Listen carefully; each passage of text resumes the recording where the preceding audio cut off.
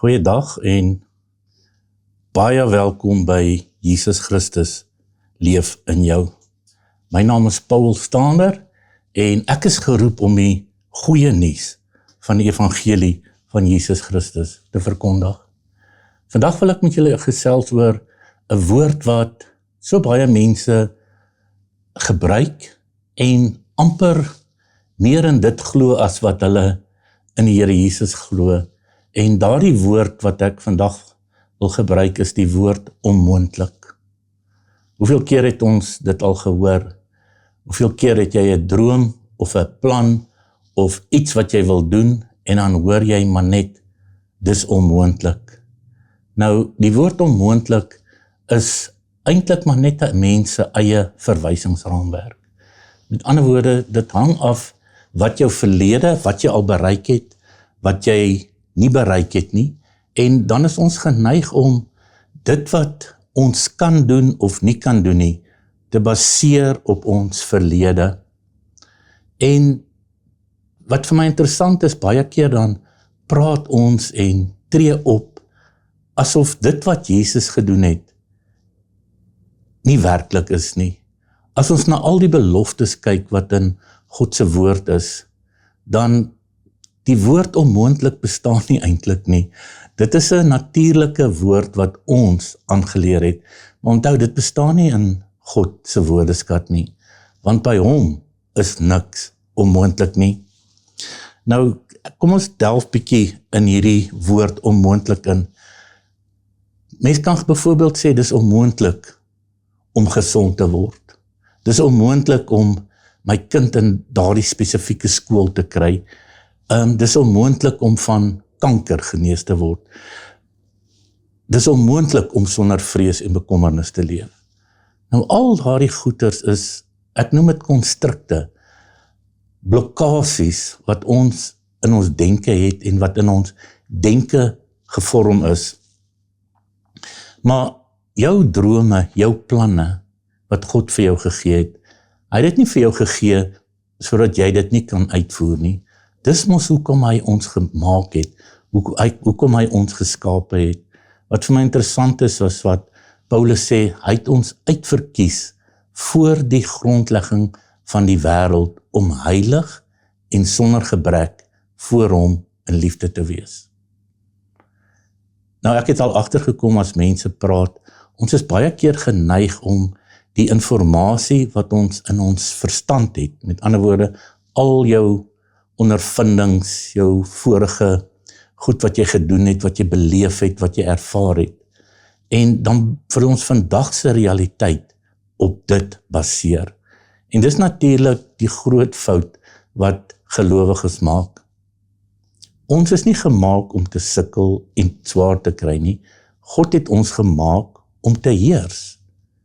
As julle kan onthou, toe hy reg in die begin, toe hy die mense gemaak het, het hy ons gesê, kom ons maak mense na ons beeld en gelykenis, en laat hulle heers. Hy het nie gesê, kom ons maak mense wat miskien soos ons is nie, en kom ons kyk of ons hulle kan maak dat hulle heers nie. In God se gedagtes, toe hy ons as sy kinders gemaak het, is ons gemaak om heilig en sonder gebrek voor hom in liefde te wees. En as God dit besluit het, dan is dit so. Ons gaan deur baie goed in die lewe, jy gaan deur storms en moeilike tye, maar niks verander aan jou identiteit nie. Met ander woorde, ons moenie dit meet wat ons deurgaan aan wie ons is nie, want dan gaan jy gedurig minderwaardig voel of nie goed genoeg voel nie. Kom ons kyk byvoorbeeld na voorbeelde. As ons kyk na toe Moses die hele volk uit Egipte uitgelei het, en toe hulle daar uit is, en toe hulle nou begin wegtrek, toe kom hulle voor die see, en toe hulle omkyk nou, toe sien hulle daai geweldige leer, wat agter hulle aankom. So vir mense het dit onmoontlik gelyk, wat gaan nou met ons gebeur? Die Israeliete was nie op daai stadium soldate nie, hulle was nie opgelei om te veg nie, en hier kom 'n hele leer agter hulle aan. So die situasie lyk onmoontlik. Maar wat doen Moses? Ja, hy kan dalk vir hy oomblik bekommerd wees, maar hy vra vir hulp, want hy kyk nie vas in die omstandighede nie. Hy weet, daar is iets groter, daar's iets beter, daar's vryheid in elke omstandigheid. En wat gebeur? Die see gaan oop, en hulle loop deur die see op dooie grond.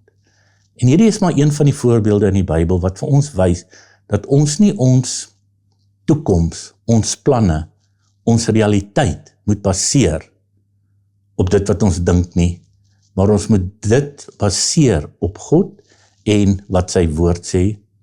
Dink byvoorbeeld aan Dawid en Goliat. Daai manne, daai soldate, krygsmanne, se broeke het letterlik gebewe as Goliat so skree en hy hulle uitdaag vir enige man om teen hom te veg. Maar wat doen Dawid? Hy kyk nie vas in die grootheid van Goliat nie, want hy besef, daar is iets, daar is iemand groter, en hy het ondervinding gehad, want God het hom gehelp om sy skape uit wilde diere se bekke uit te ruk. Hy het geweet dat sy God groter as enige probleem is. En as ons nou iets meer biologies of natuurlik vat, as ons kyk na Sarah en Abraham, God het vir hom beloof, hy sal die vader van baie nasies word.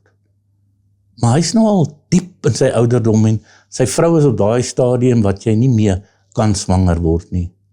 Maar Abraham het nie daaraan vasgekyk nie, hy het geweet dat dit wat God sê, altyd groter is, daar is altyd meer waarheid, en soos die Engels sal sê, there is substance in die woorde wat hy spreek.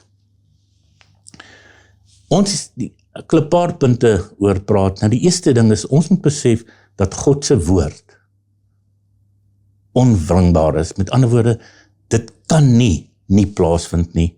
Hoor wat sê 2 Korintiërs 1 vers 20, want hoeveel beloftes van God daar ook mag wees, in hom is hulle ja en amen, tot heerlikheid van God, deur ons. Kan jy sien, ja en amen, dit wat God sê, sal gebeur. En dis hoekom hy sy woord vir ons gegee het, en dis hoekom dit so belangrik is om die woord te bestudeer, te weet wat joune is in Christus, en te weet wat nie joune is nie, wat net so belangrik is. Onthou, die duiwel loop met 'n skinkbord rond, en hy deel vrees, ongeloof, versoekings en allerhande goeders, plesier, onheiligheid, wil hy vir mense gee, en jou laat dink maar, jy moet dit net neem, of die versoeking, ek kan nie dit oorkom nie, maar dis natuurlik alles leuns. So God se beloftes is ja en amen. Dis nie, gaan dit miskien gebeur nie, gaan dit eendag gaan gebeur, gaan God my help as ek eers my hele lewe verander? Kom ons dink bietjie in die natuurlike wêreld. As jou klein kind, of jou kind wat klein is, na jou toe kom, en sê, papa, ek is honger, gaan jou kind vir jou sê, maar, of gaan jy vir die kind sê, as jy jou gedra, sal ek vir jou kos gee. Of as jou kind siek is, en dan vir hom sê, maar, as jy nou beter eet, nou gaan ek jou help.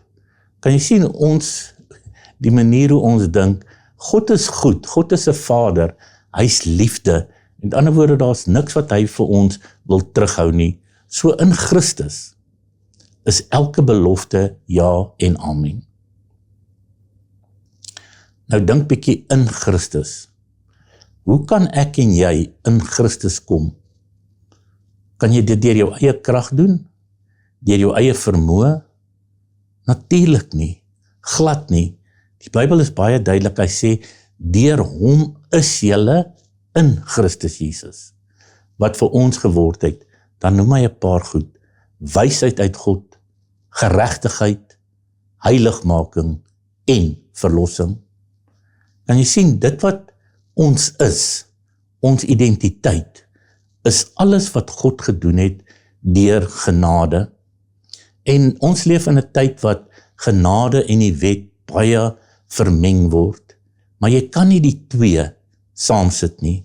Die Bybel is duidelik, 'n bietjie suurdeeg maak die hele deeg suur. En jy gooi nie nuwe wyn in ou leersakke nie. Met ander woorde, ons moet nie dit wat Adam verkeerd gedoen het, groter ag as dit wat Jesus reg gedoen het nie. Dit wat Adam gedoen het, het Jesus geneutraliseer. Met ander woorde, hy het dit wat onmoontlik was vir 'n mens, om deur die wet geregverdig te word, hy het dit vir ons moontlik gemaak, deurdat hy vir ons die wet onderhou het. Dis vir my die goeie nuus van die evangelie van Jesus Christus. Weet jy, die woord sê, toe ons nog sondaars was, het Christus op die regte tyd vir ons gesterwe. Toe ons dood in ons misdade was, het hy ons saam met hom lewendig gemaak. Nou wat kan jy doen, wat kan ek doen as jy dood is? Absoluut niks nie. Dis hoekom God se genade nie onderskat moet word nie. Dis hoekom hierdie evangelie wat ons verkondig, die goeie nuus is.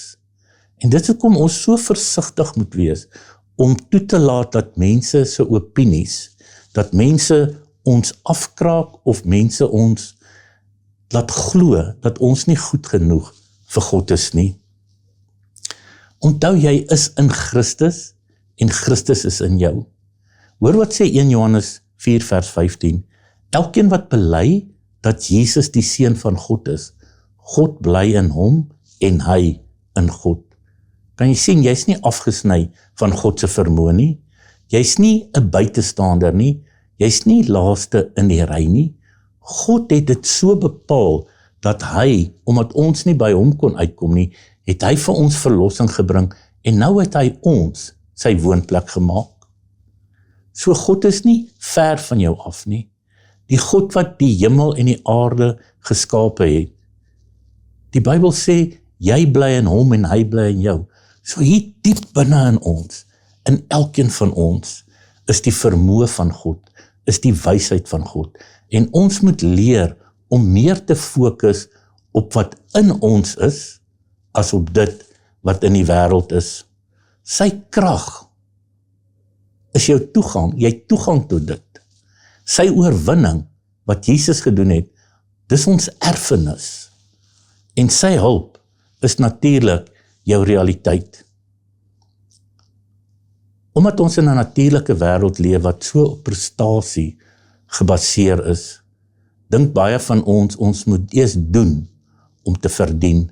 Baie dink ek moet myself eers regmaak en na God toe gaan, maar dit is heeltemal anderste. God het die pad oopgemaak.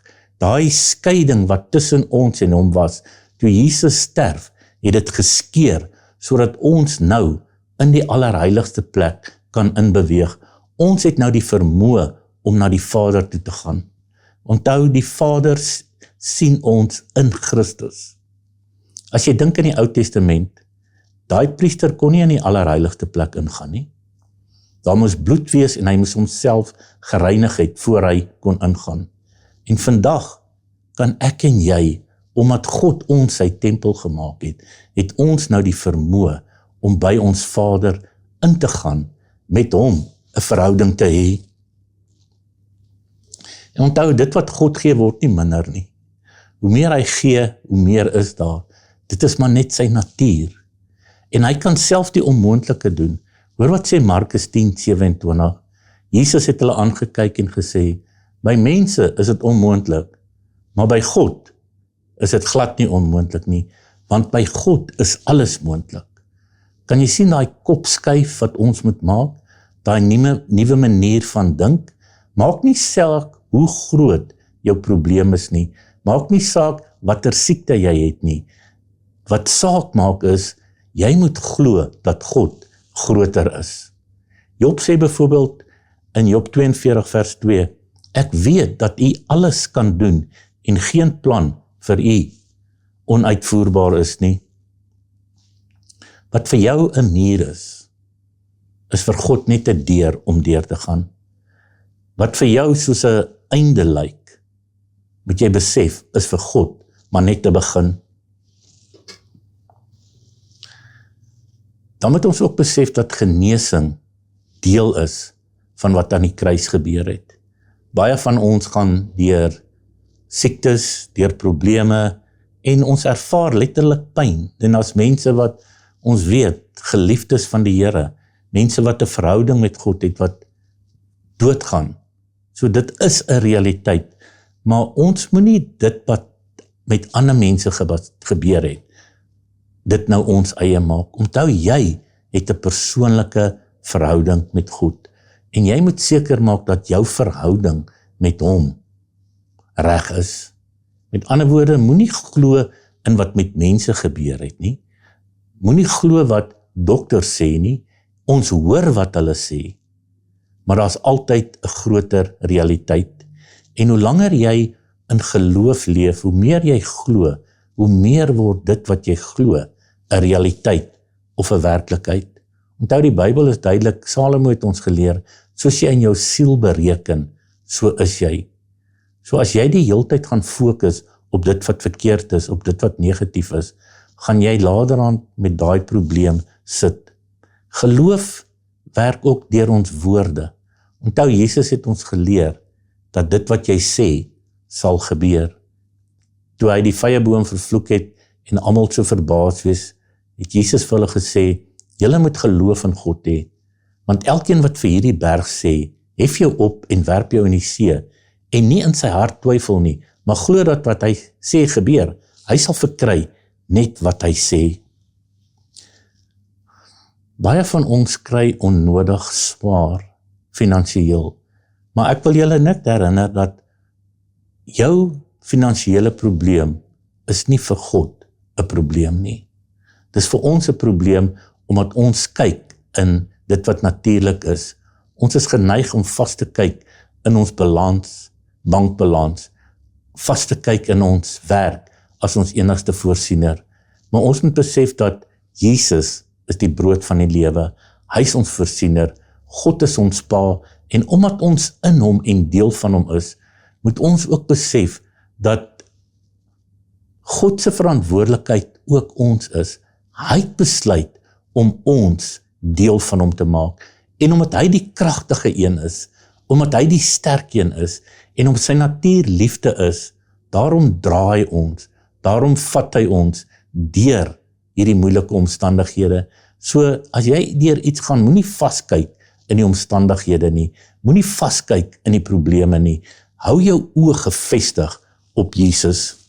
Sy genade is meer as genoeg. Hoor wat sê 2 Korintiërs 12 vers 9. Hy het vir my gesê, my genade vir jou is genoeg, want my krag word in swakheid volbring. Baie liewer sal ek dus in my swakhede roem, sodat die krag van Christus in my kan woon. Kan jy sien hoe minder ons oor ons probleme praat, en hoe meer ons oor ons God praat, hoe meer gaan ons lewens verander. Jy hoef nie sterk te wees nie. Jy moet net leer om oor te gee, om dit wat jy mee sukkel vir Jesus te gee, en laat hy dit vir jou dra. Johannes 16:33, hoor wat sê Jesus. Dit het ek vir julle gesê, dat julle in my vrede kan hê. In die wêreld sal julle verdrukking hê, maar hou goeie moed, ek het die wêreld oorwin. Kan jy sien, jy veg nie vir oorwinning nie, jy moet leef uit oorwinning. Onthou wat ek nou nog gesê het, deur hom is julle in Christus Jesus. En Christus, as jy 1 Korintiërs 1:24 lees, is die wysheid en die krag van God. So omdat ons in Christus is, het ons die vermoë om soos ons Vader te wees, die vermoë om te spreek, die vermoë om te glo, en die vermoë om toe te laat dat hy meer deur ons doen, as wat ons onsself kan doen. Jesaja 46 van vers 9, dink aan die dinge wat tevore was van ouds af, dat ek God is, en daar is geen ander nie. Kan jy sien, jou probleme is nie op God nie, of jou siektes nie, God is God. Hy sê, ek is God, en daar is niemand soos ek nie, wat van die begin af verkondig die einde, en van die voortyd af, wat nog nie gebeur het nie. Kan jy sien, as jy daarna luister, hoe groot God is, wat sê, my raad sal bestaan, en al wat my behaag, sal ek doen. Wat 'n roofvoël roep uit die ooste, die man van my raad uit 'n ver land, soos ek gespreek het, sal dit ook laat kom. Ek het dit voorberei, ek sal dit doen.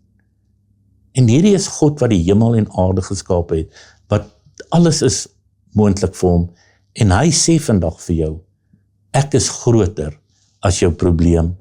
Hy sê vir jou, ek sal jou help, en ons moet leer om dit te glo. Baie skrifte dink ons, dis maar net daar om mooi woorde te wees, maar 1 Johannes 4 vers 4 sê byvoorbeeld, julle is uit God my kinders en het hulle oorwin, omdat hy wat in julle is, groter is as hy wat in die wêreld is. Dan het Paulus ook op die punt gekom waar hy sê in Filippense 4, ek weet om verneder te word, ek weet ook om oorvloed te hê. Luister nou mooi, in elke opsig en in alle dinge is ek onderrig, om versadig te word, sowel as om honger te ly, om oorvloed te hê, sowel as om gebrek te ly, maar hier is nou die hoogtepunt, ek is tot alles in staat, deur Christus, wat my die krag gee.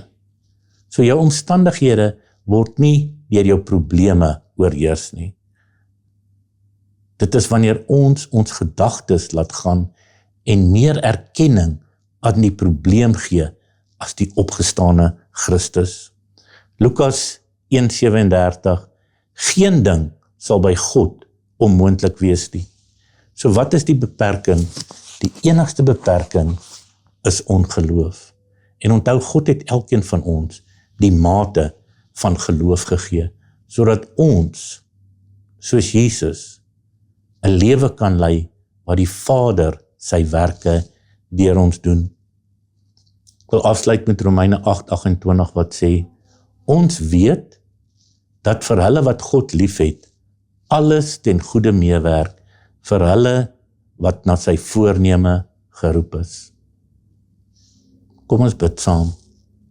Vader, ek bid dat jy elkeen wat na hierdie boodskap luister, sal versterk, sal bemoedig, en laat ons 'n ander manier van dink sal aanleer. Vader, ek bid dat ons elkeen se verstand hernie sal word met die waarheid dat U groter is as enige probleem, groter is as enige vrees, en dat ons vandag in U kan rus. Vader, alles wat met ons sukkel, wat ons nie kan oorwin nie, kom ons vandag en ons gee dit vir U, en ons sê, help, ons het U nodig. En dankie Jesus dat U gesê het, hy wat na my toe kom, sal ek nooit uitwerp nie. En dankie dat ons hierdie versoek na U toe kan bring, en dankie vir die oorwinning wat na hierdie boodskap in mense se lewens manifesteer. Ons eer U, ons loof U en ons prys U daarvoor in Jesus se magtige naam. Amen.